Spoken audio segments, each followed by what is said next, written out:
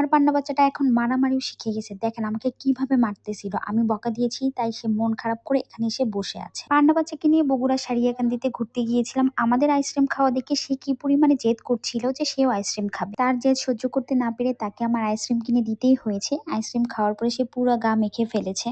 তাই পরিষ্কার হওয়ার জন্য পানিতে লাফ দিয়ে দিয়েছে একদম। তারপর দেখেন সে কি পরিমাণে খুশি, একদম আমার কোলের ভিতর আসতেছিল, মনে হয় যে সে আমারই বাচ্চা। বালুর ভিতরে গা মাখামাখি করতেছিল, জাস্ট হাত দিয়ে একটা ইশারা দিয়ে ডাকছি আর ছুটে চলে আসছে আমার কাছে। আসলে ও কখনো এরকম এনভায়রনমেন্ট বা এরকম পরিবেশ দেখেনি, তাই ও অনেক মজা পাচ্ছিল।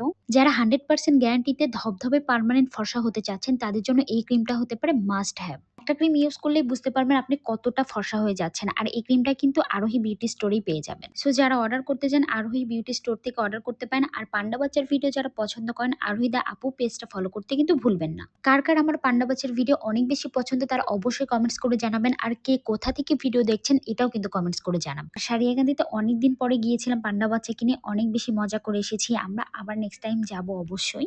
যদিও এখন নদীতে খুব একটা পানি নেই, যখন আবার পানি আসবে তখন আবার আমি আমার পান্ডা বাচ্চাকে নিয়ে সারিয়াকান্দিতে ঘুরতে যাব। আর নোমান আমার পান্ডা বাচ্চার সব থেকে ভালো বন্ধু। আমার পান্ডা বাচ্চার কি নাম দেওয়া যায় আপনারাই বলুন। আপনারা যেই নামটা দিবেন আমি সেই নামই ওকে ডাকবো। তো আজকের ভিডিও এই পর্যন্তই।